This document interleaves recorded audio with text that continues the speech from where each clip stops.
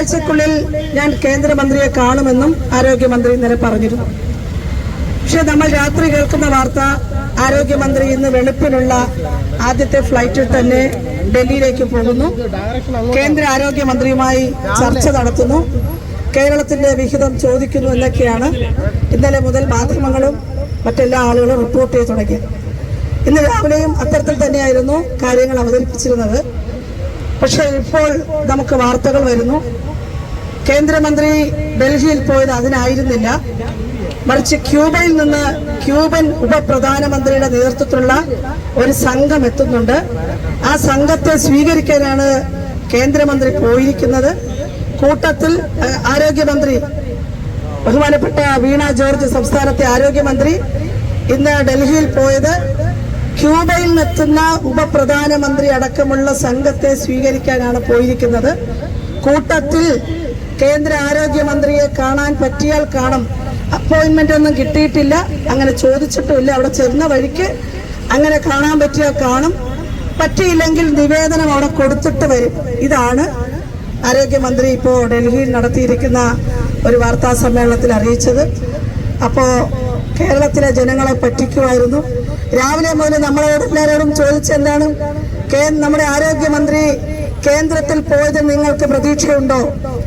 എന്തെങ്കിലും വാങ്ങിയാൽ അത് നിങ്ങളുടെ ഓണറേറിയം വർധനവിന് ഉപകാരപ്പെടുമെന്നൊക്കെയായിരുന്നു എല്ലാ ആളുകളും ചോദിച്ചുകൊണ്ടിരുന്നത്. പക്ഷെ ഇപ്പോൾ സത്യാവസ്ഥ പുറത്തു വരുന്നു.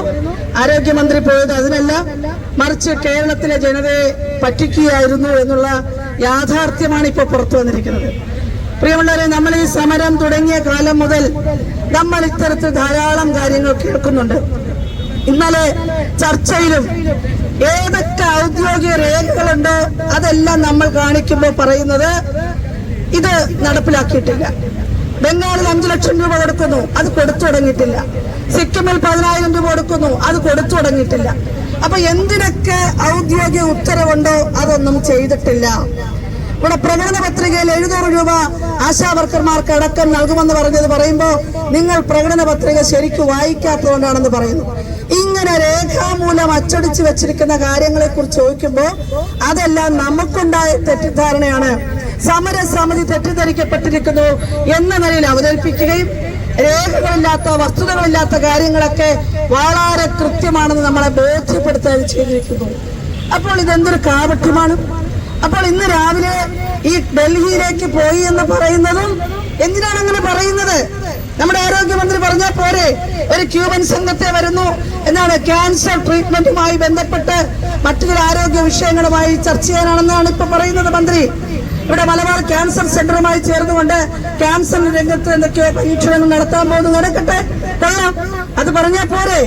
പിന്നെന്തിനാണ് അതിനകത്ത് ആശാവർക്കർമാരെ ഇവിടെ കൂട്ടിച്ചേർക്കുന്നത്? അപ്പോൾ ഇത്തരത്തിൽ കുറച്ച് സമയത്തേക്കാണെങ്കിൽ പോലും ആളുകളെ ഇങ്ങനെ തെറ്റിദ്ധരിപ്പിക്കാൻ ശ്രമിക്കരുതെന്നാണ് ഞങ്ങൾക്ക് അഭ്യർത്ഥിക്കാനുള്ളത്.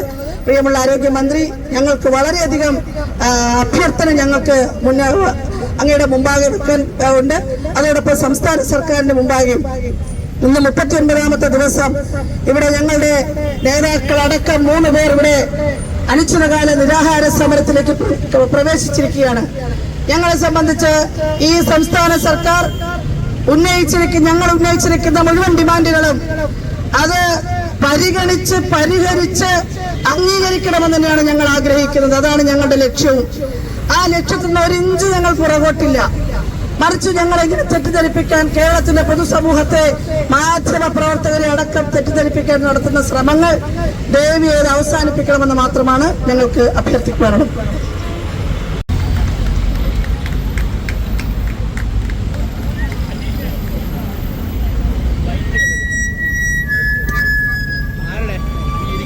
അഭിവാദ്യങ്ങൾ അർപ്പിക്കുവാൻ ഈ അവസരം വിനിയോഗിക്കുകയാണ്. എനിക്ക് മുന്നേ സംസാരിച്ച പ്രിയപ്പെട്ട ആളുകളെല്ലാം പറഞ്ഞു 100 കോടി രൂപയുടെ കാർ മേടിക്കാൻ പോവുകയാണ്. അതുകൊണ്ട് ആ 100 കോടി രൂപയുടെ കാർ മേടിക്കൽ മാറ്റിവെച്ചാൽ നിങ്ങൾക്ക് 1000 രൂപ വീതം വെച്ച് കൂട്ടിത്തരാം എന്നാണ് പലരും പറഞ്ഞത്. പ്രിയപ്പെട്ടവരെ, 100 കോടി രൂപയുടെ കാർ വേണ്ട. ബഹുമാനപ്പെട്ട കേരളത്തിന്റെ മുഖ്യമന്ത്രിയുടെ വസതിയിൽ ഒരു പശുത്തൊഴുത്ത് പണിതിട്ടുണ്ട്. ആ പശുത്തൊഴുത്തിന്റെ വില 23 ലക്ഷം രൂപയാണ്. ആ പശുത്തൊഴുത്തിനോടനുബന്ധിച്ച് ബഹുമാനപ്പെട്ട മുഖ്യമന്ത്രി ഇപ്പോൾ അദ്ദേഹത്തിന്റെ സ്വഭാവത്തിനോടനുബന്ധിച്ച് ഒരു ചാണാക്കുഴി പണിതിട്ടുണ്ട്. ആ ചാണകക്കുഴിയുടെ വില 5 ലക്ഷം രൂപയാണ്. എന്ന് പറഞ്ഞാൽ 23, 5, 28 ലക്ഷം രൂപ. ആ 28 ലക്ഷം രൂപയുണ്ടെങ്കിൽ പ്രിയപ്പെട്ടവരെ, നിങ്ങൾക്ക് 100 രൂപയെങ്കിലും കൂട്ടിത്തരാൻ ഈ സമരത്തിൽ നിന്ന് ഈ സമരത്തിന്റെ നായകൻ ഈ സംസ്ഥാനത്തിന്റെ ചരിത്രത്തിൽ തന്നെ ഈ അടുത്ത കാലഘട്ടത്തിൽ ഏറ്റവും വലിയ വനിതാ സ്ത്രീ പൊതു വിഷയത്തിൽ ഇടപെട്ട് പോരാട്ടം നടത്തുന്നു. രാജ്യത്ത് വളരെ ഒരു വിപ്ലവം ഉണ്ടാക്കുന്ന ഒരു സമരമാണെന്ന് ഉറക്കെ പറയാൻ ഞാൻ സാധിച്ചിട്ടുണ്ട്. അന്ന് പറഞ്ഞതുപോലെ ഇന്ന് അവർക്ക് നന്ദി പറയാൻ ഞാൻ ആഗ്രഹിക്കുകയാണ്. ആശ വിടാതെ മുമ്പോട്ട് പോകുന്ന വെച്ച കാലം മുമ്പോട്ട് വെച്ചുകൊണ്ട് പുറകോട്ട് പോകാതെ ഇതിനായിട്ട് പരിശ്രമിക്കുന്ന ഓരോരുത്തരെയും അഭിനന്ദിക്കുന്നു. അവർക്ക് എല്ലാ പിന്തുണയും ആം ആദ്മി പാർട്ടിയുടെ പേരിൽ പ്രഖ്യാപിക്കുന്നു. ഒരു കാര്യം എനിക്ക് പറയാനുള്ളത്, നിങ്ങൾ ഇവിടെ പിന്തിരിഞ്ഞു പോയാൽ, നിങ്ങൾ പരാജയപ്പെട്ടാൽ അത് അടിമത്തം. ഇന്ന് അനിശ്ചിതകാലം നിരാഹാര സത്യാഗ്രഹം തുടക്കം കുറിച്ചിരിക്കുകയാണ്. ഞങ്ങളെല്ലാം നിൽക്കുന്നത് സിന്ധു മണ്ഡലതലത്തിൽ